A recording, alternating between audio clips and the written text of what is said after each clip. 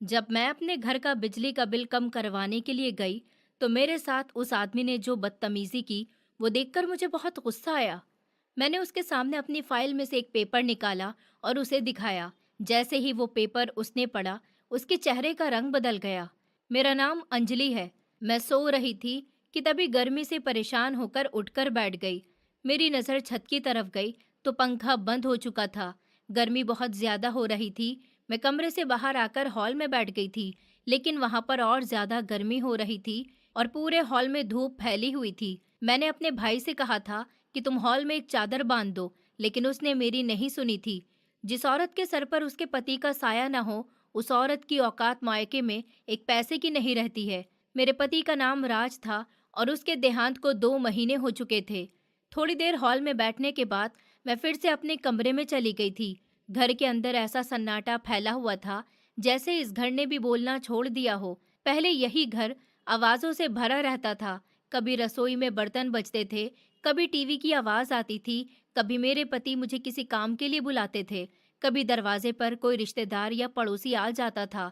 लेकिन अब पिछले 2 महीने से सब कुछ बदल गया था। मेरे पति के जाने के बाद घर का हर कोना सूना पड़ गया था। दीवारों तक उदासी लगती थी। मैं खुद भी जैसे अंदर से खाली हो चुकी थी। मेरे पास अपना किसी से कहने को कुछ था, न सुनने वाला कोई था। मैं धीरे से अपने कमरे में गई थी। कमरे का दरवाजा आधा बंद किया और चारपाई पर बैठ गई थी। मेरे पास रखा पुराना हाथ वाला पंखा मैंने उठाया और खुद को हवा करने लगी थी। गर्मी बहुत ज्यादा थी। दोपहर का वक्त था। सूरज जैसे सर पर चढ़कर आग बरसा रहा था। छत तवे की तरह तप रही थी। कमरा भट्टी जैसा लग रहा था। पसीना मेरे माथे से बहकर गर्दन तक आ रहा था। मेरी पीठ भीग चुकी थी, लेकिन बिजली होने के कारण कम से कम पंखा चल रहा था। इसलिए मैं जैसे तैसे बैठी हुई थी। मैं धीरे धीरे पंखा झल रही थी और सोच रही थी कि जिंदगी कितनी जल्दी बदल जाती है। 2 महीने पहले तक मैं अकेली नहीं थी, चाहे मेरे पति जैसे भी थे, लेकिन घर में एक आदमी का एक सहारा था। लोग पूछते थे, कामों में उनका नाम था, जिम्मेदारियों का बोझ बांटने वाला कोई था। अब उनके जाने के बाद सब कुछ मेरे सर पर आ गिरा था। बैंक के कागज मुझे समझ नहीं आते थे कि कौन सा बिल कब भरना है। मुझे नहीं पता था किसे फोन करना है, किससे मदद मांगनी है। मुझे नहीं पता था। ऊपर से लोग आते थे, दुख जताते थे, लेकिन जाते जाते ताने देकर चले जाते थे। कोई कहता कि अब कैसे गुजारा होगा, कोई कहता कि बेटा होता तो सहारा होता, कोई कहता अब तो मायके वालों के भरोसे रहना पड़ेगा। मैं सब सुनती थी, चुप रहती थी, क्योंकि जवाब देने की ताकत नहीं बची थी। मैं अभी इन्हीं बातों में खोई हुई थी कि अचानक दरवाजे पर जोर से दस्तक हुई। ठक ठक ठक ठक। मैं चौंक गई थी कि दोपहर के इस वक्त कौन आ गया होगा। मेरे यहाँ इस समय कोई कम ही आता था। मैंने सोचा शायद मेरी बहन होगी या भाभी आई होंगी हाल पूछने। कई बार वो अचानक आ जाती थी। मैंने हाथ वाला पंखा बिस्तर पर रखा और धीरे धीरे उठी। मेरे शरीर में वैसे ही जान कम थी, कदम भारी थे। फिर भी मैं दरवाजे की तरफ गई। जैसे ही दरवाजा खोला तो मैं ठिठक गई। मेरे सामने 2 आदमी खड़े थे। दोनों के कपड़े धूल मिट्टी से भरे हुए थे। एक के कंधे पर तार लटका था, दूसरे के हाथ में प्लास और कुछ कागज थे। मैंने उन्हें देखते ही पहचान लिया। वो बिजली विभाग वाले थे। उनमें से एक आदमी ने बिना नमस्ते बिना कुछ कहे सीधे कहा, मैडम, आपके घर का पिछले 6 महीने से बिजली का बिल जमा नहीं हुआ है, इसलिए हम आपकी लाइन काटने आए हैं। उसकी बात सुनकर जैसे मेरे पैरों के नीचे से जमीन खिसक गई। मैं कुछ पल उसे देखती रह गई, फिर घबराकर बोली, नहीं नहीं भाई साहब, ऐसा मत कीजिए। बहुत गर्मी है, मैं घर में अकेली रहती हूँ। आप लाइट मत काटिए, आप मुझे बिल दे दीजिए। मैं किसी से पैसे लेकर जमा करने की कोशिश करूंगी। थोड़ा समय दे दीजिए। उसने मेरी तरफ देखा, लेकिन उसके चेहरे पर कोई नरमी नहीं थी। वो बोला, माफ कीजिए मैडम, ये हमारी ड्यूटी है। बिल पहले ही आपके पते पर भेजा जा चुका है। अगर आपको नहीं मिला तो आपको बिजली घर जाकर डुप्लीकेट बिल निकलवाना होगा, लेकिन हमें हमारा काम करना है। मैंने हाथ जोड़ दिया और कहा कि भाई साहब, 2 दिन तो रुक जाइए, बस 2 दिन, मैं इंतजाम कर लूंगी, अभी मत काटिए। बहुत मुश्किल हो जाएगी। रात कैसे कटेगी इतनी गर्मी में, मैं अकेली कैसे रहूंगी। लेकिन उसने मेरी बात जैसे सुनी ही नहीं। मैं कुछ और कहती उससे पहले ही दूसरा आदमी अंदर की तरफ बढ़ गया और मीटर के पास जाकर तार खोलने लगा। उसकी उंगलियां तेजी से चल रही थी। मुझे समझ आ गया कि अब मेरी कोई बात काम नहीं आने वाली। मैं दरवाजे पर खड़ी बस देखती रह गई। कुछ ही पलों में घर की बिजली कट चुकी थी। पंखा रुक गया, कमरे का बल्ब बुझ गया, फ्रिज की आवाज बंद हो गई, जैसे घर की सांसें रुक गई हों। दोनों आदमी मुड़े और बिना मेरी तरफ देखे बाहर निकल गए। मैं दरवाजे पर कुछ देर जड़ बनकर खड़ी रही, फिर धीरे धीरे अंदर आई और चारपाई पर बैठ गई। मेरे हाथ कांप रहे थे। मैंने फिर से हाथ वाला पंखा उठाया, लेकिन अब हाथों में ताकत नहीं थी। मुझे समझ नहीं आ रहा था कि मैं क्या करूं। मेरे पास बिल भी नहीं था। मुझे ये भी नहीं पता था कि कितना पैसा बाकी है।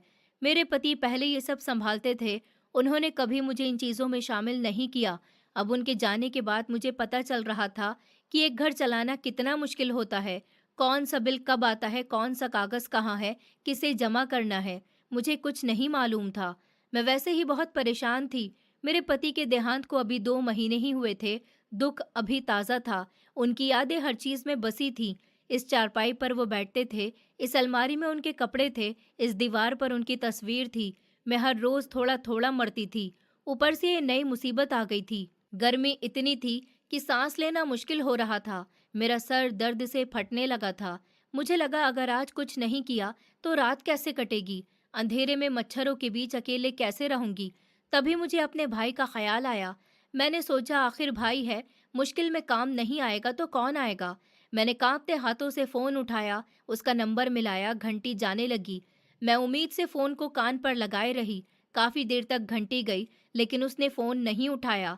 मैंने फोन नीचे किया और खुद को समझाया, शायद वो किसी काम में होगा, शायद बाहर होगा। मैंने दोबारा फोन लगाया। इस बार भी घंटी गई, लेकिन काफी देर तक गई, लेकिन उसने फोन नहीं उठाया। अब मेरे दिल में चुभन होने लगी थी। मुझे पिछले कुछ दिनों की बातें याद आने लगी। वो पहले हर दूसरे दिन फोन कर लेता था, अब बहाने बनाने लगा था। कभी कहता मीटिंग में हूँ, कभी कहता बाहर हूँ, कभी कहता कि मैं बाद में बात करता हूँ। मैं सब समझती थी, लेकिन मानना नहीं चाहती थी। आज जब मुझे सच में उसकी जरूरत थी, तब उसने फोन तक नहीं उठाया। मेरी आंखों में आंसू भर आए। मैंने फोन को कसकर पकड़ लिया। मन हुआ दीवार पर दे मारूं, लेकिन मैंने खुद को रोका। मैंने सोचा शायद भाभी ने मना किया होगा, शायद उन्हें लगता होगा कि मैं पैसे मांगूंगी, शायद उन्हें डर हो कि मैं उन पर बोझ बन जाऊंगी। लेकिन मैं कोई शौक से फोन नहीं कर रही थी। मेरे घर की बिजली कट चुकी थी। मैं अकेली थी, परेशान थी, गर्मी में बैठी थी और मुझे सच में मदद चाहिए थी। मैंने एक बार फिर हिम्मत करके उसे फ़ोन लगाया। इस बार भी वही घंटी गई और फिर फ़ोन कट गया। उसने फिर से नहीं उठाया। अब मेरी आखिरी उम्मीद भी टूट गई। मैंने फ़ोन धीरे से बिस्तर पर रख दिया और दोनों हाथों से अपना चेहरा ढक लिया। मेरी आंखों से आंसू बहने लगे। मैं रोना नहीं चाहती थी, लेकिन रुक नहीं पा रही थी। पति चला गया था, भाई मुंह मोड़ रहा था, रिश्तेदार दूर हो चुके थे और मैं इस तपती दोपहर में अंधेरे घर में अकेली बैठी थी। उस पल मुझे पहली बार बहुत गहराई से एहसास हुआ कि औरत जब तक किसी आदमी के साथ होती है, लोग उसे पूछते हैं, उसके अकेले होते ही सब दूर हो जाते हैं। मैं कुछ देर तक ऐसे ही रोती रही, फिर खुद को संभाला, आंसू पोंछे और मन में कहा कि नहीं, अब ऐसे नहीं चलेगा।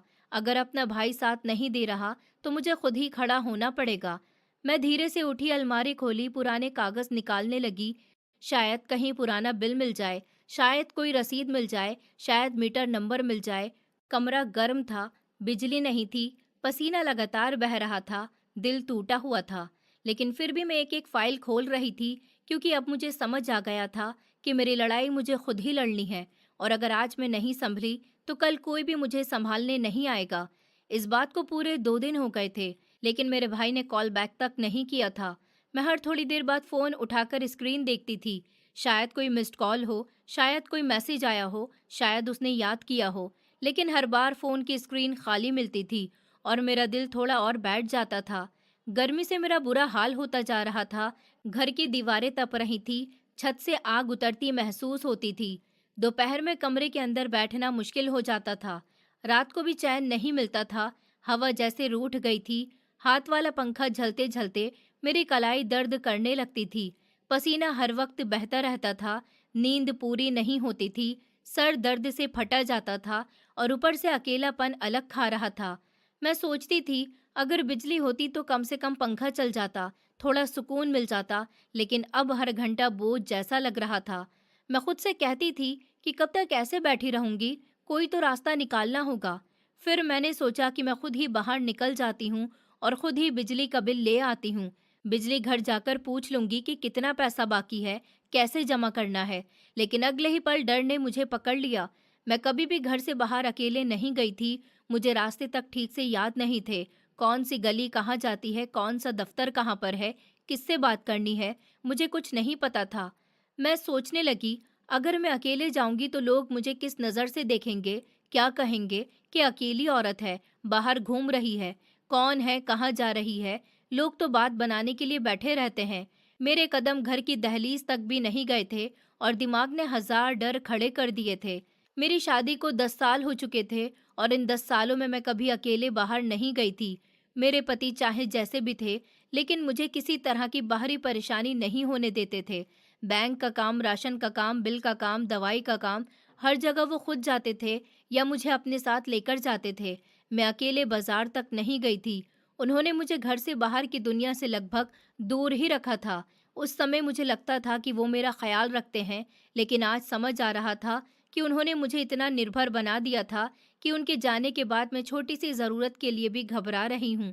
वो हमेशा हर जगह मेरे साथ खड़े रहते थे, रास्ता पार करवाते थे, फॉर्म भरते थे, पैसे देते थे, लोगों से बातें करते थे और मैं बस उनके पीछे चलती थी। लेकिन आज वो नहीं थे और मैं बहुत अकेली पड़ चुकी थी। मुझे पहली बार समझ आ रहा था कि साथ छूटने के बाद इंसान कितना असहाय हो जाता है। मैं इन्हीं बातों में उलझी बैठी थी कि तभी मेरे फ़ोन पर एक कॉल आई। फ़ोन की घंटी सुनते ही मेरा दिल धड़क उठा। मैंने जल्दी से फ़ोन उठाया, स्क्रीन पर देखा तो वो कॉल किसी और की नहीं, मेरे भाई की थी। उसे देखकर मुझे सच में बहुत खुशी हुई थी, जैसे डूबते को तिनका मिल गया हो। मैंने बिना देर किए कॉल रिसीव की थी और उसे एक सांस में सब बता दिया था कि घर की बिजली कट गई है, 2 दिन से बहुत गर्मी है, बिल नहीं मिला, मुझे कुछ समझ नहीं आ रहा, तुम फ़ोन नहीं उठा रहे थे, मैं बहुत परेशान हूँ। मैं जल्दी जल्दी बोलती जा रही थी क्योंकि मुझे डर था कि कहीं वो बीच में कॉल कट ना कर दे और ये ना कह दे कि मैं बाद में बात करता हूँ।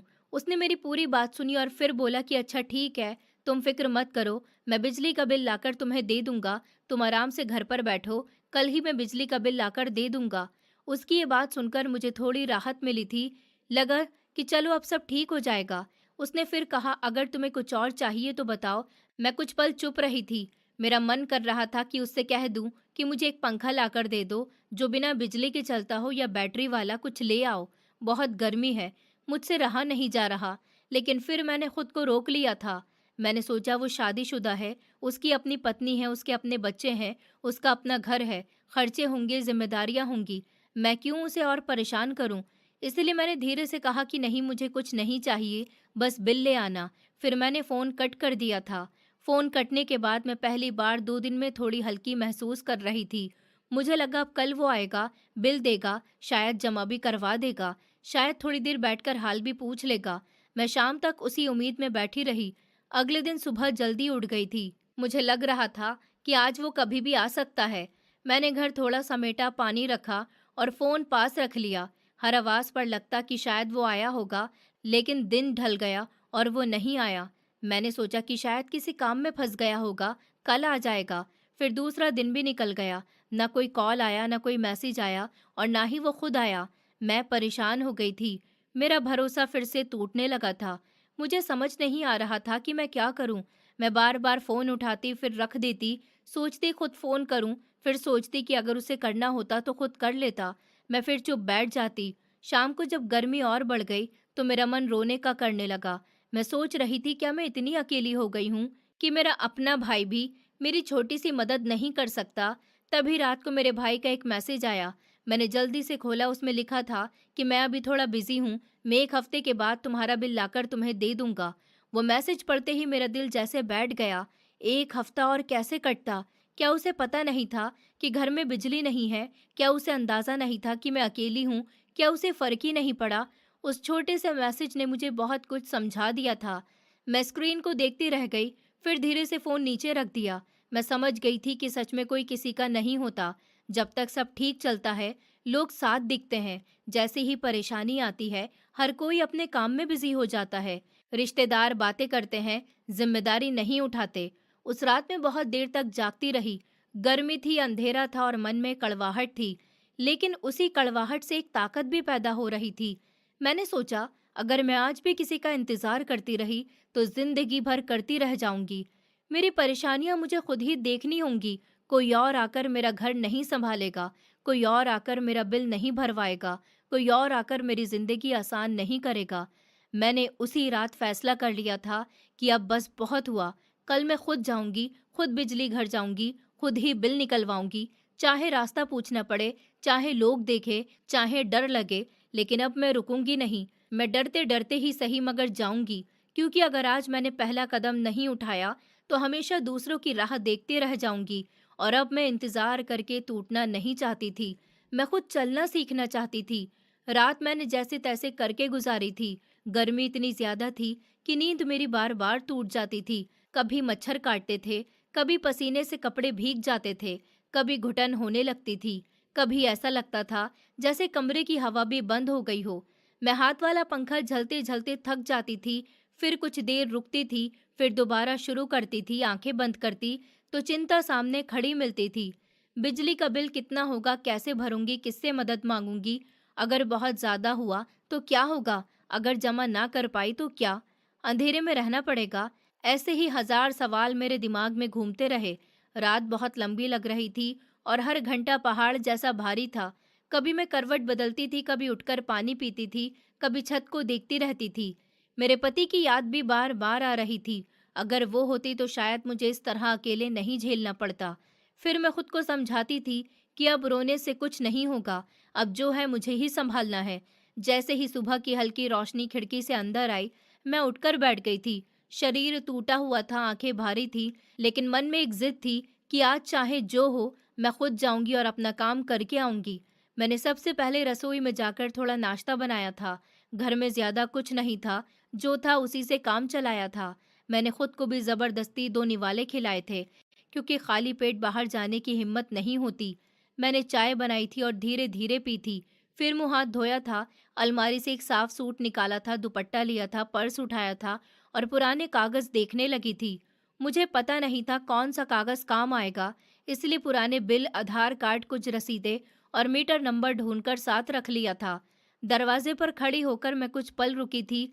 इतने सालों बाद मैं पहली बार अकेले किसी सरकारी दफ्तर जाने वाली थी। दिल बहुत तेज धड़क रहा था। ऐसा लग रहा था जैसे मैं कोई बहुत बड़ा काम करने निकल रही हूँ। मैंने घर का ताला लगाया और बाहर निकल गई थी। गली में धूप फैल चुकी थी। कुछ औरतें दरवाजों पर खड़ी बातें कर रही थी, कुछ आदमी चाय की दुकान पर बैठे थे, बच्चे खेल रहे थे। मुझे लग रहा था सब मुझे ही देख रहे हैं, शायद इसीलिए क्योंकि मैं अकेले जा रही थी। लेकिन शायद ये मेरा वहम था। मैं सर झुकाकर धीरे धीरे आगे बढ़ती गई। रास्ते भर में सोचती रही कि क्या बोलूंगी, किससे पूछूंगी, अगर कोई डांट दे तो क्या करूंगी, अगर कोई गलत रास्ता बता दे तो क्या होगा, अगर कोई कागज मांग ले जो मेरे पास ना हो तो क्या होगा। लेकिन अब पीछे लौटना नहीं चाहती थी। काफी पूछते पूछते मैं बिजली घर पहुंच गई थी। वहां पर बहुत भीड़ थी। कोई लाइन में खड़ा था, कोई फॉर्म भर रहा था, कोई शिकायत कर रहा था, कोई किसी कर्मचारी से बहस कर रहा था, कोई गुस्से में चिल्ला रहा था। कमरे के अंदर पंखे चल रहे थे, लेकिन भीड़ की वजह से वहां भी घुटन थी। दीवारों पर पुराने पोस्टर लगे थे, खिड़कियों के पास लोग धक्का दे रहे थे। मैं कुछ देर एक कोने में खड़ी सब देखती रही। मुझे समझ नहीं आ रहा था कि कहाँ जाना है। फिर मैंने हिम्मत करके एक आदमी से पूछा कि बिल कहाँ से निकलता है। उसने बिना मेरी तरफ देखे हाथ से एक खिड़की की तरफ इशारा कर दिया। मैं वहां जाकर लाइन में लग गई थी। लाइन बहुत लंबी थी। मैं चुपचाप खड़ी रही। पैर दुखने लगे थे, पसीना बह रहा था, सर दर्द कर रहा था, लेकिन मैं अपनी बारी आने का इंतजार करती रही। मेरे आगे खड़े लोग अपने काम की बातें कर रहे थे। कोई कह रहा था कि मीटर बहुत तेज चल रहा है, कोई कह रहा था कि गलत बिल आ गया, कोई कह रहा था कि सुनवाई ही नहीं होती। मैं सब सुन रही थी और सोच रही थी कि शायद मेरी समस्या भी ऐसी ही होगी। काफी देर के बाद मेरी बारी आई थी। मैंने डरते डरते मीटर नंबर बताया, नाम बताया और कहा कि मेरा बिल निकाल दीजिए।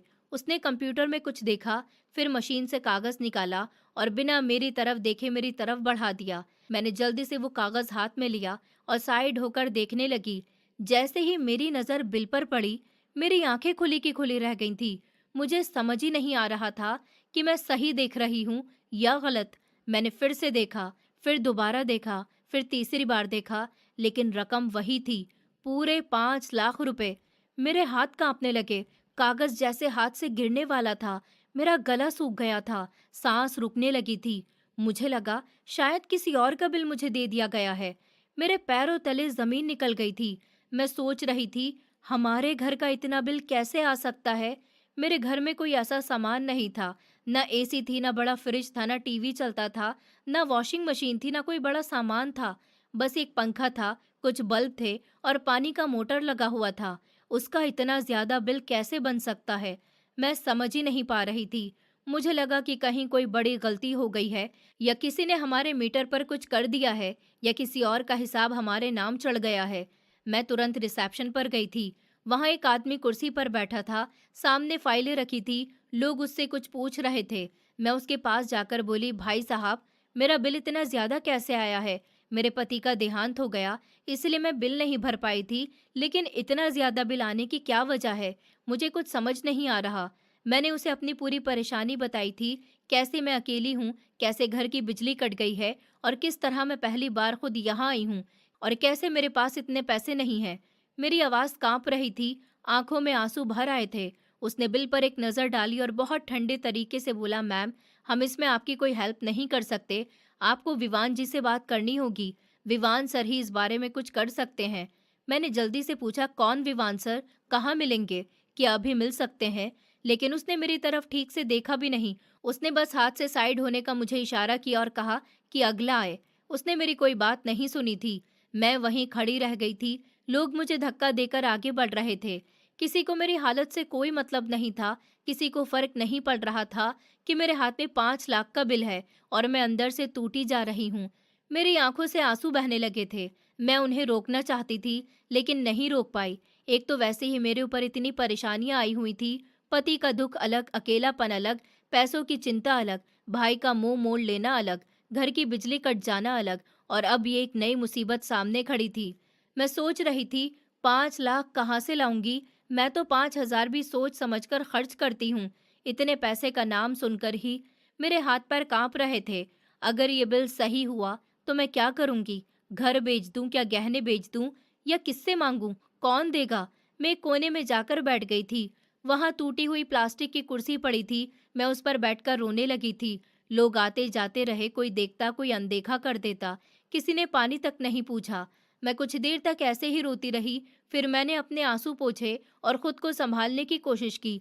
मैंने मन में सोचा, नहीं, अब टूटना नहीं है। अगर यहाँ तक अकेले आ गई हूँ तो आगे भी बात करूंगी। ये विवान सर जो भी हैं उनसे मिलकर ही जाऊंगी। बिना पूछे वापस नहीं जाऊंगी। मैंने बिल को फिर से हाथ में लिया। 5 लाख की रकम अभी भी सामने लिखी थी। मुझे वो नंबर जैसे चिढ़ा रहा था, लेकिन इस बार मैंने कागज मोड़ा, दुपट्टा ठीक किया और उठकर खड़ी हो गई। डर अभी भी था, आंसू अभी भी थे, परेशानी भी थी, लेकिन अब मेरे अंदर एक नई जिद भी थी।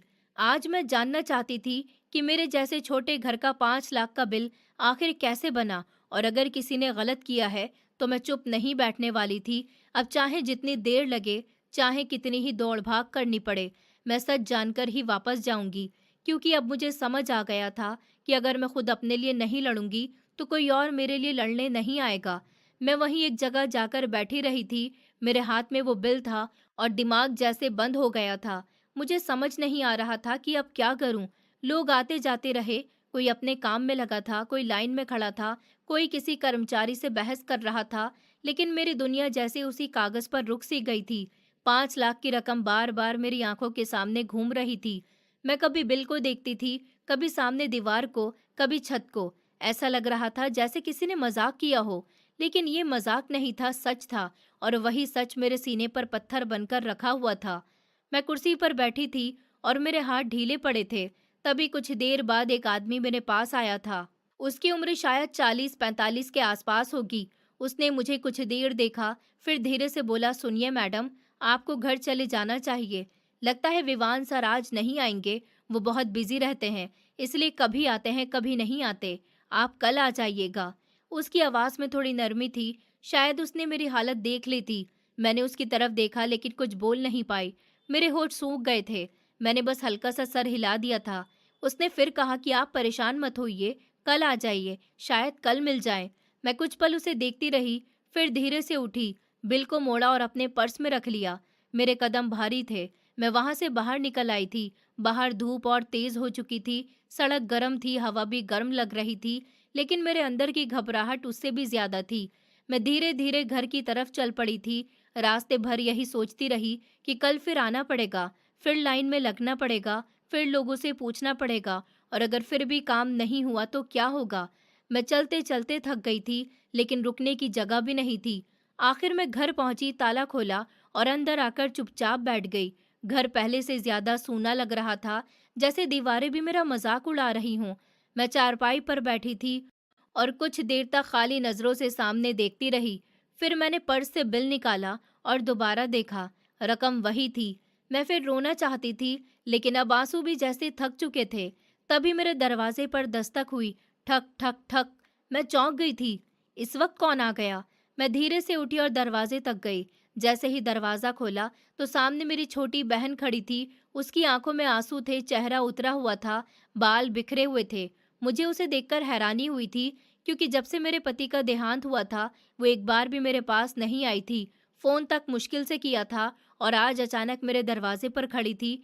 मेरे मन में पहला सवाल यही आया कि अब क्यों आई है? जब मुझे इसकी जरूरत थी तब तो नहीं आई, और आज क्यों मेरे सामने खड़ी है? वो मुझे देखते ही मेरे गले लग गई और जोर जोर से रोने लगी थी। उसका शरीर कांप रहा था। मैं चुप खड़ी रही। मैंने उसे न गले लगाया, न सर पर हाथ रखा। बस कुछ पल वैसे ही खड़ी रही। फिर मैंने उसे हल्का सा खुद से दूर किया था। मेरे अंदर दर्द भी था और नाराजगी भी। मैं उसे देख रही थी, लेकिन कुछ कह नहीं रही थी। वो आंसू पोंछते हुए बोली, पता नहीं ये सब हमारे साथ ही क्यों हो रहा है। पहले दीदी आपके पति का देहांत हो गया, और अब मेरे पति की नौकरी चली गई। मैं बहुत ही परेशान हूँ। मुझे समझ नहीं आ रहा मैं क्या करूँ। उसकी आवाज़ टूट रही थी। मैं उसे देखती रही। मुझे याद आया, जब मेरे घर में दुख आया था तब उसने बस फ़ोन पर 2 मिनट बात की थी और कह दिया था कि बच्चे हैं, आ नहीं सकती। लेकिन आज जब उसकी परेशानी आई तो वो मेरे दरवाजे पर थी। मेरे मन में चुभन हुई, लेकिन फिर भी वो मेरी बहन थी। मैंने उसे चुप कराकर सहारा दिया था, उसे अंदर बुलाया, पानी दिया। वो चारपाई पर आकर बैठ गई और दुपट्टे से आंसू पोंछने लगी। मैं सामने बैठी रही। कुछ पल दोनों चुप रहे। फिर वो धीरे से बोली, दीदी मैं आपके पास एक काम से आई हूँ। मैं जानती हूँ आप मेरा वो काम जरूर करोगी। उसकी ये बातें सुनकर मैं अंदर ही अंदर समझ गई थी कि वो क्यों आई है। मुझे अंदाजा हो गया था, मगर फिर भी मैंने शांत रहकर कहा कि बताओ क्या बात है। वो थोड़ी देर चुप रही, फिर बोली, मुझे कुछ पैसों की ज़रूरत है। मैं चाहती हूँ आप मुझे थोड़े पैसे दे दें। उसकी बात सुनते ही मेरा दिल कट गया था। मैं कुछ पल उसे देखती रह गई थी। मुझे हंसी भी आई और दुख भी हुआ। मैं खुद टूट रही थी और लोग मुझे सहारा नहीं बल्कि मुझसे सहारा लेने आ रहे थे। मैंने गहरी सांस ली और उससे कहा कि ये तुम कैसी बातें कर रही हो? तुम्हें पता नहीं है, अभी मेरे पति का देहांत हुआ है। ऊपर से मेरे सर पर इतना बड़ा बिजली का बिल आ चुका है। मेरे पास तो खुद कुछ नहीं है। मैं खुद नौकरी की तलाश में हूँ। मुझे समझ नहीं आ रहा कि मैं क्या करूँ, और तुम मेरे पास पैसे मांगने आई हो। तुम्हें शर्म आनी चाहिए कि तुम्हारी बड़ी बहन खुद परेशान है और तुम उससे मदद मांग रही हो। मेरी आवाज़ ऊंची नहीं थी, लेकिन दर्द से भरी हुई थी। वो तुरंत रोने लगी और बोली, दीदी मुझे कुछ समझ ही नहीं आ रहा था, इसलिए मैं आपके पास आ गई थी। आप मेरी बड़ी बहन हैं, आप तो मेरी मदद करेंगी। उसकी बात सुनकर मैं चुप हो गई थी, क्योंकि सच यही था कि वो मुझे बहन मानकर ही आई थी, चाहे मतलब से आई थी, लेकिन आई तो मेरे पास ही थी। मेरा दिल कर रहा था कि मैं उसे बहुत कुछ सुना दूं, पूछूं, जब मैं रो रही थी तब वो कहाँ थी? जब मेरे घर का चूल्हा ठंडा पड़ा था तब वो कहाँ थी? जब मुझे सहारे की जरूरत थी तब क्यों नहीं आई? लेकिन फिर मैंने खुद को रोक लिया। मैं जान गई थी कि दुनिया में हर इंसान अपने दर्द में अंधा हो जाता है। उसे सिर्फ अपनी परेशानी दिखती है, दूसरों की नहीं। वो बैठ गई थी और मुझसे बातें करने लगी थी। कहने लगी, घर का खर्च नहीं चल रहा, बच्चे की फीस बाकी है, मकान मालिक रोज आकर बोलता है, पति घर में चुप रहते हैं, गुस्से में रहते हैं। मैं बहुत डर गई हूँ। मैं उसे बस सुनती रही। मेरे मन में गुस्सा भी था और दया भी। मैंने सोचा, कैसी अजीब बात है, मैं यहाँ 5 लाख के बिल से टूटी बैठी हूँ और ये कुछ हजार मांगने आई है। दोनों बहनें हैं, दोनों दुखी हैं, दोनों के हिस्से में परेशानी आई है। फर्क बस इतना है कि कोई किसी का दुख पूरा नहीं जानता। वो बोलती जा रही थी और मैं चुपचाप सुन रही थी, कभी उसकी तरफ देखती, कभी नीचे जमीन की तरफ। मुझे लगा जैसे हम दोनों अपने अपने दर्द का कटोरा लेकर बैठी हैं, और किसी के पास इतना नहीं है कि दूसरे का भर सके। मैं चाहती थी उसे कह दूं कि मेरे पास सच में कुछ नहीं है, लेकिन उसका रोता चेहरा देखकर शब्द नहीं निकल रहे थे। घर की गर्मी अब भी वही थी। बिजली अब भी नहीं थी, मेरे हाथ में 5 लाख का बिल अब भी था, लेकिन सामने बैठी मेरी बहन को सिर्फ अपनी ज़रूरत दिख रही थी। और शायद यही दुनिया का सच है, हर इंसान पहले अपना दर्द देखता है, दूसरे का बाद में। वो थोड़ी देर और मेरे पास बैठी रही, फिर अपने घर चली गई। उसके जाने के बाद घर फिर से वैसा ही शांत हो गया था, लेकिन मेरे अंदर का शोर बढ़ गया था।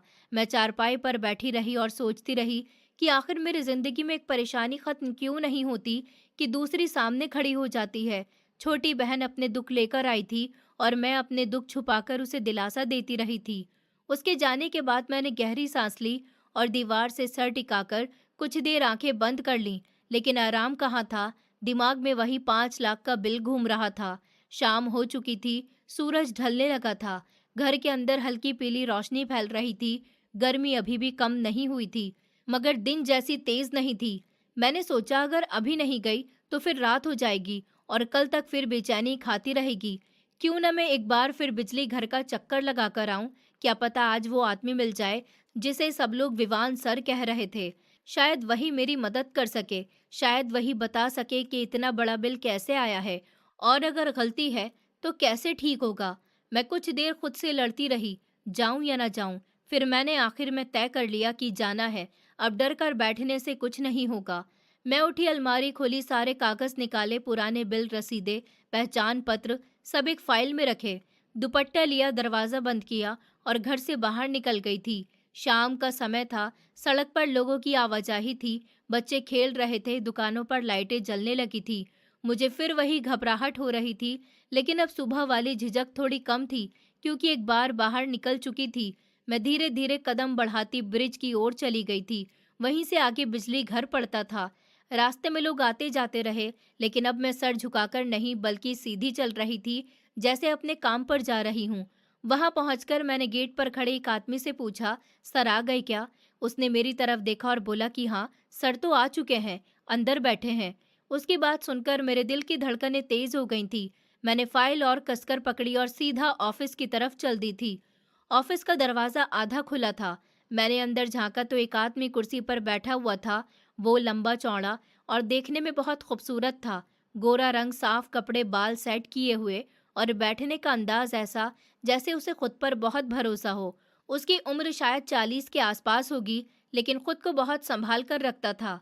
उसकी मेज पर फाइलें रखी थी, पीछे एसी चल रहा था, कमरे में खुशबू भी आ रही थी। बाहर की भीड़ भाड़ से अलग वो कमरा बहुत सजा हुआ था। मैंने दरवाजे पर खड़े होकर धीरे से पूछा, अंदर आ जाऊं?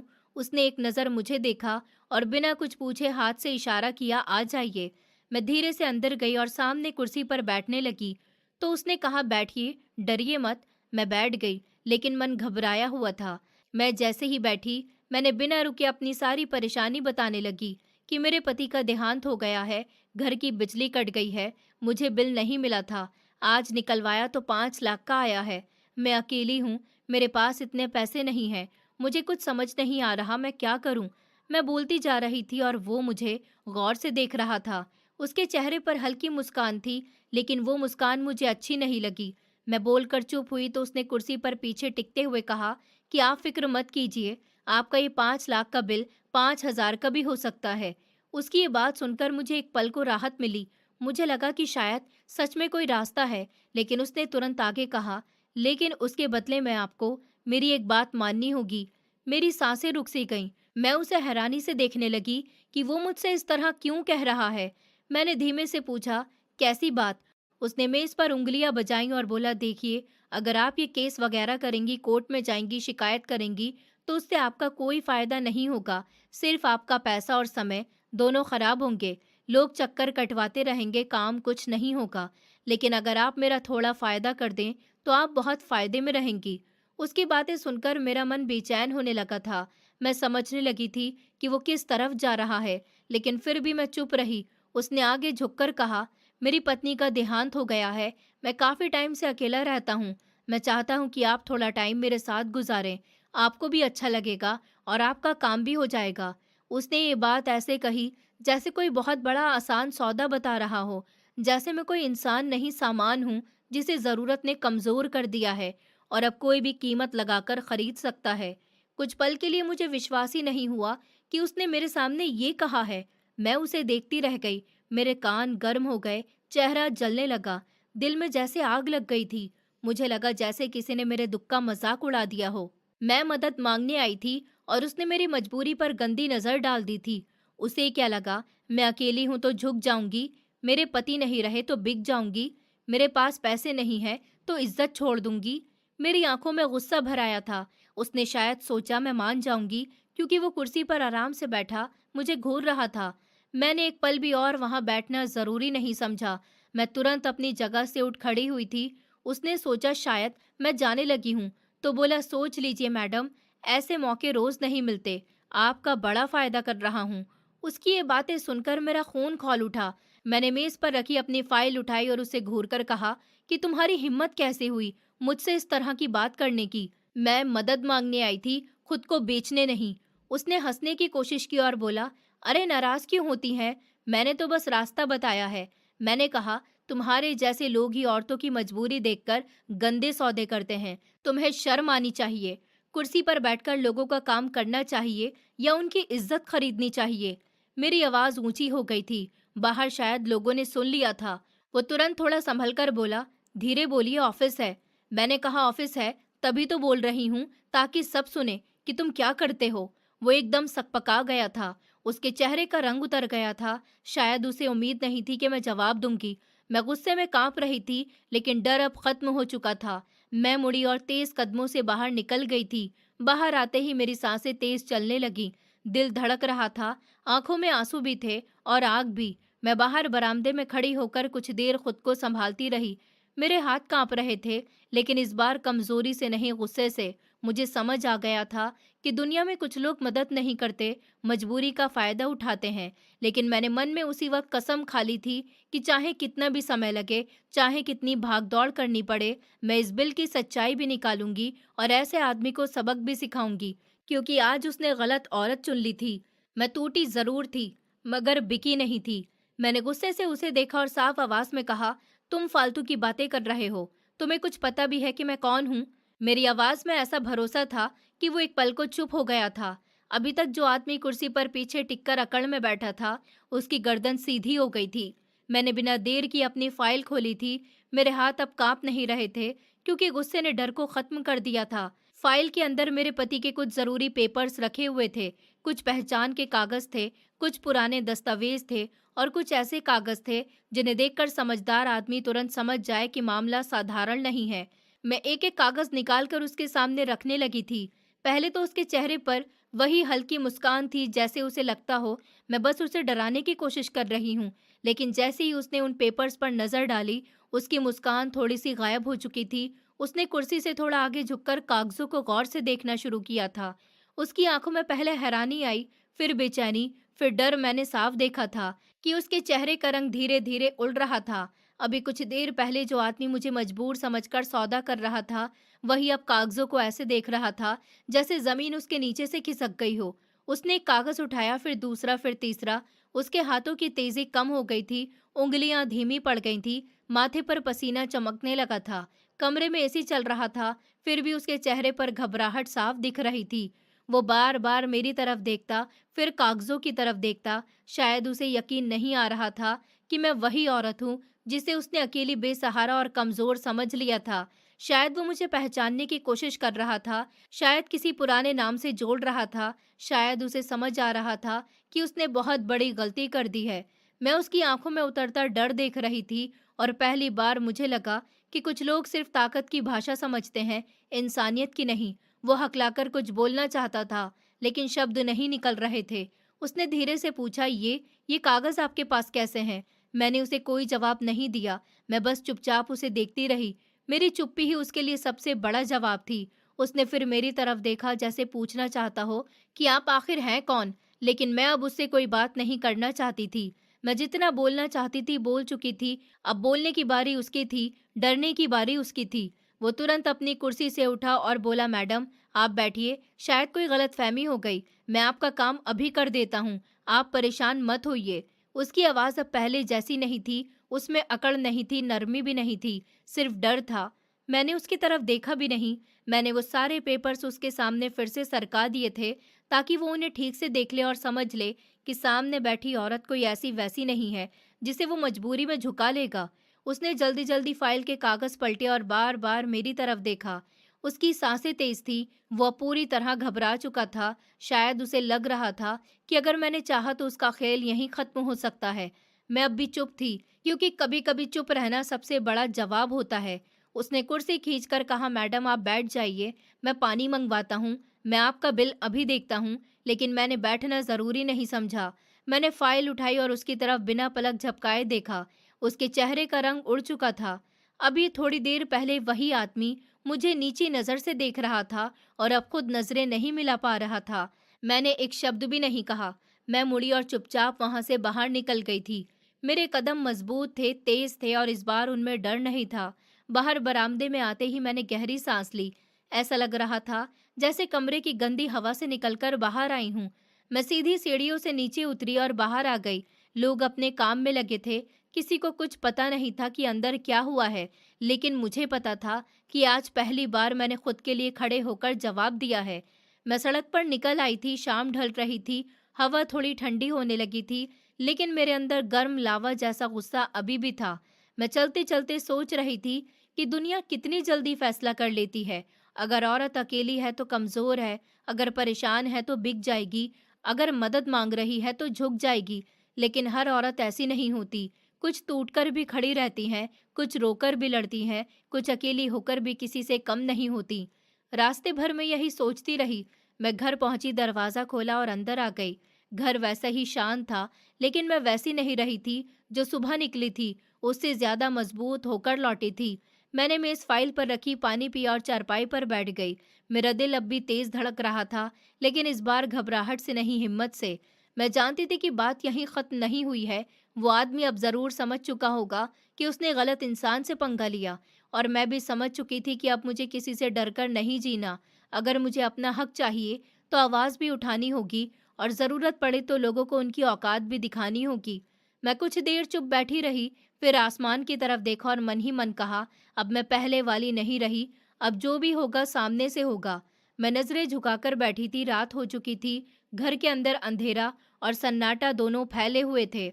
बाहर से कभी किसी के कदमों की आवाज आती थी, कभी किसी बच्चे की रोने की आवाज, तो कभी किसी कुत्ते के भौंकने की। लेकिन मेरे घर के अंदर सिर्फ चुप्पी थी। मैं चारपाई पर बैठी थी और दिन भर की सारी बातें दिमाग में घूम रही थी। सुबह का बिजली घर, शाम का वो आदमी, उसका गंदा बर्ताव, फिर उसके चेहरे का रंग उड़ जाना जब उसने मेरे कागज देखे थे। मुझे समझ नहीं आ रहा था कि आखिर उन कागजों को देखकर वो इतना क्यों घबरा गया था। मैं बस यही सोचते सोचते बैठी थी कि तभी मेरे दरवाजे पर दस्तक हुई। ठक ठक ठक। इतनी रात गए कौन आ गया, ये सोचकर मैं चौंक गई थी। मेरा दिल तेज धड़कने लगा था। मैं धीरे से उठी, दुपट्टा संभाला और दरवाजे की तरफ बढ़ी। जैसे ही मैंने दरवाजा खोला, मेरे सामने जो इंसान खड़ा था वो कोई और नहीं बल्कि वही विवान था, जिसने सुबह मुझसे बदतमीजी की थी और शाम को ऑफिस में मुझे मजबूर समझकर गलत बात कही थी। लेकिन इस वक्त उसका चेहरा सुबह जैसा नहीं था। उसमें अकड़ नहीं थी, नजरें झुकी हुई थी, आवाज गायब थी और चेहरा उतरा हुआ था, जैसे किसी ने उसका सारा घमंड निकाल दिया हो। मैं उसे देखकर कुछ पल के लिए ठिठक गई थी, लेकिन उससे भी बड़ा झटका मुझे तब लगा जब मैंने उसके साथ खड़ी औरत को देखा। वो कोई और नहीं बल्कि मेरी सास थी। मैं उन्हें देखते ही जम गई थी। इतने सालों बाद उन्हें सामने देखकर मेरे अंदर कितनी बातें एक साथ जाग गई थी। दर्द भी, गुस्सा भी, पुरानी यादें भी और सवाल भी। वो मुझे ध्यान से देख रही थी। उनकी आंखें भर आई थी। विवान एक कदम पीछे खड़ा था, जैसे उसे खुद समझ ही नहीं आ रहा था कि कहाँ खड़ा हो। हम कुछ पल तक तीनों एक दूसरे को बस देखते रहे। फिर मुझे समझ आया कि अब बहुत बड़ा सच सामने आने वाला है। मैंने दरवाजा पूरा खोला और उन्हें अंदर आने का इशारा किया। मेरी सास धीरे धीरे अंदर आई। विवान भी चुपचाप पीछे चला आया। मैं सामने खड़ी रही। मेरे हाथ ठंडे पड़ गए थे। मन में तूफान था। मैं समझ गई थी कि शाम को मैंने जो फाइल उसके सामने खोली थी, उसी वजह से ये लोग यहाँ तक आए हैं। उस फाइल में मेरे पति के कुछ पुराने कागज थे, जिन्हें मैं सालों से संभाल कर रखे हुई थी। उन्हीं कागजों में एक 15 साल पुराना सच लिखा हुआ था। मेरे पति राज ने अपनी लिखावट में सब कुछ लिखा था। वो दर्द जो उसने बचपन में सहा था, वो टूटन जो उसे अपनी माँ के जाने से मिली थी, वो मजबूरी कि कैसे उसने अपने छोटे भाई को कभी देखा ही नहीं था। और उसी फाइल में राज की माँ की एक पुरानी तस्वीर भी रखी थी, जिसे मैंने उस समय संभाल कर रख लिया था जब हम साथ रहते थे। मैं कभी समझ ही नहीं पाई थी कि राज ने वो सब लिखकर क्यों रखा था, लेकिन आज समझ आ रहा था कि शायद सच एक दिन सामने आना ही था। जब शाम को विवान ने उन पेपर्स के साथ वो तस्वीरें देखी होंगी, तो उसके चेहरे का रंग इसीलिए उड़ गया था क्योंकि उसने अपनी माँ की जवानी की तस्वीर पहचान ली थी और राज का नाम भी देखा होगा। तभी उसे समझ आया होगा कि सामने बैठी औरत कोई अनजान नहीं, बल्कि उसके सौतेले बड़े भाई की पत्नी है। और वो आदमी जिसे वो कभी ठीक से जान भी नहीं पाया, उसका घर उजड़ने के बाद वो उसकी पत्नी के सामने गंदी बातें कर रहा था। ये सोचकर शायद उसका सर शर्म से झुक गया होगा। मेरी सांस धीरे से बैठ गई। उनकी आंखें बार बार मेरे चेहरे पर रुक रही थी। उन्होंने बहुत धीमी आवाज में कहा, बेटा पानी मिलेगा। मैंने बिना कुछ बोले पानी लाकर सामने रख दिया। विवान अब भी दरवाजे के पास खड़ा था, जैसे उसे बैठने का हक नहीं हो। मैं उसे देख रही थी। उसके चेहरे में सच में राज की झलक थी। वही आंखें, वही माथा, वही नाक, बस स्वभाव अलग था। तभी मेरी सास बोलना शुरू हुई। उन्होंने कहा, तुम्हें शायद सब याद नहीं होगा या राज ने सब बताया नहीं होगा, लेकिन मैं तुम्हारी गुनहगार हूँ। उन्होंने रोते हुए कहा, जब राज छोटा था तब उसके पिता का देहांत हो गया था। मैं अकेली पड़ गई थी। घर वालों ने दूसरी शादी करवा दी। मैंने बहुत सोचा था कि राज को साथ ले जाऊं, लेकिन हालात ऐसे थे कि मैं उसे साथ नहीं ले जा सकी। मैं हर दिन उसे याद करती रही, लेकिन जिंदगी मुझे बहुत दूर ले गई। फिर मैंने दूसरी शादी कर ली। उसी से मेरा दूसरा बेटा विवान हुआ। मैं चुपचाप सुन रही थी। मेरे अंदर पुरानी चोटें फिर हिल रही थी। उन्होंने आगे कहा कि राज ने बहुत कोशिश की थी कि मैं उसके साथ रहूं, लेकिन मैंने अपनी नई जिंदगी चुन ली। मैं गलत थी, बहुत गलत थी। फिर हम शहर चले गए, वहां रहे। फिर जब मेरे दूसरे पति का भी देहांत हो गया, तो मैं विवान को लेकर वापस गांव आ गई। लेकिन तब तक राज अपने जीवन में बहुत आगे बढ़ चुका था। उसने कभी मुझे अपनाने से मना नहीं किया, लेकिन मैं उसके सामने शर्म से सर नहीं उठा पाती थी। मेरी आंखें नम हो गई थी, क्योंकि मुझे याद था राज कभी कभी अपनी माँ का जिक्र करता था, लेकिन मुझे कभी मिलवाया नहीं। उसने सिर्फ इतना कहा था कि कुछ रिश्ते टूटकर भी सांस लेते रहते हैं। शायद वही रिश्ता था। विवान अब तक चुप था। फिर अचानक वो मेरे सामने आकर खड़ा हो गया और बोला, भाभी मुझे माफ कर दीजिए, मैं आपको पहचान नहीं पाया। मैं नहीं जानता था कि आप कौन हैं। मैंने बहुत बड़ी गलती कर दी। उसकी आवाज कांप रही थी। मैंने उसे देखा, वो सच में पछता रहा था या डर गया था, ये मैं नहीं जानती थी, लेकिन उसका घमंड टूट चुका था। मेरी सास मेरे पास आई। उन्होंने मेरे सर पर प्यार से हाथ फेरा और बोली, तुम राज की पत्नी हो ना? मैंने हाँ में सर हिलाया था। ये सुनते ही उनकी आंखों से आंसू बह निकले। उन्होंने कहा, मैं तुम्हें पहली बार देख रही हूँ, लेकिन तुम्हारे बारे में राज ने बहुत बताया था। उसने कहा था कि मेरी पत्नी बहुत सीधी है, बहुत सहने वाली है और बहुत मजबूत है। मैं ये सुनकर टूट गई थी, क्योंकि राज अब दुनिया में नहीं था, लेकिन उसकी बातें आज भी किसी के दिल में जिंदा थीं। मैं कुछ नहीं बोली, बस बैठी रही। घर का सन्नाटा भारी नहीं लग रहा था, बल्कि सच से भरा हुआ था। इतने सालों बाद रिश्तों के बंद दरवाजे खुल रहे थे। दर्द के साथ ही सही, लेकिन खुल रहे थे। विवान सर झुकाए खड़ा था और मैं सोच रही थी कि जिंदगी कितनी अजीब है। सुबह जिसने मुझे कमजोर समझा था, रात को वही मुझसे माफी मांगने आया है। वो बार बार मुझसे माफी मांग रहा था और कह रहा था कि मुझे माफ कर दीजिए, मुझे नहीं पता था कि आप राज भाई की पत्नी हैं। अगर मुझे पता होता तो मैं आपसे वो बदतमीजी कभी भी नहीं करता। मैंने बहुत गलत किया, मैं शर्मिंदा हूँ। आप चाहें तो मुझे थप्पड़ मार दीजिए, लेकिन मुझे माफ कर दीजिए। उसकी आवाज में घबराहट भी थी और पछतावा भी। मैं चुपचाप उसे देख रही थी। मेरे मन में बहुत कुछ चल रहा था। दिन भर की थकान, दुख, अकेलापन, बेइज्जती और फिर अचानक सामने आए ये रिश्ते, सब कुछ एक साथ मेरे भीतर घूम रहा था। मैंने उसकी तरफ देखा और बिना ज्यादा सोचे एक पल में कह दिया, अगर मैं तुम्हें माफ कर दूं तो क्या तुम मुझसे शादी करोगे? मेरी बात सुनते ही उसका चेहरा एकदम उड़ गया था। उसकी आंखें फैल गई थी, जैसे उसने कुछ ऐसा सुन लिया हो जिसकी उसे बिल्कुल उम्मीद नहीं थी। वो फटी हुई आंखों से मेरी ओर देख रहा था। मेरी सास भी हैरान होकर मुझे देखने लगी थी। कमरे में कुछ पल के लिए पूरी खामोशी छा गई थी। फिर मैंने दोबारा साफ आवाज में कहा कि हाँ, मैं तुमसे शादी करना चाहती हूँ, क्योंकि मेरे पति के देहांत के बाद मैंने अगर किसी चीज से सबसे ज्यादा लड़ाई लड़ी है, तो वो है अकेलापन और समाज की नजरें। मुझे हर दिन समझ आ गया कि इस समाज में अकेली औरत को जीने नहीं दिया जाता। कोई उसे कमजोर समझता है, कोई उस पर तरस खाता है, कोई फायदा उठाना चाहता है, कोई उसकी इज्जत पर नजर डालता है, कोई उसके घर के चक्कर काटता है, कोई उसकी मजबूरी गिनता है। मैंने बहुत कम दिनों में वो सब देख लिया था, जो शायद कई औरतें सालों में देखती हैं। मुझे हर कदम पर लगा कि अकेली औरत को लोग इंसान नहीं मौका समझते हैं। इसलिए उस वक्त मुझे यही ठीक लगा कि अगर ज़िंदगी फिर से किसी रिश्ते के सहारे संभल सकती है, तो क्यों ना मैं अपने लिए एक फ़ैसला खुद करूं। मैं बोलती जा रही थी और वो दोनों सुन रहे थे।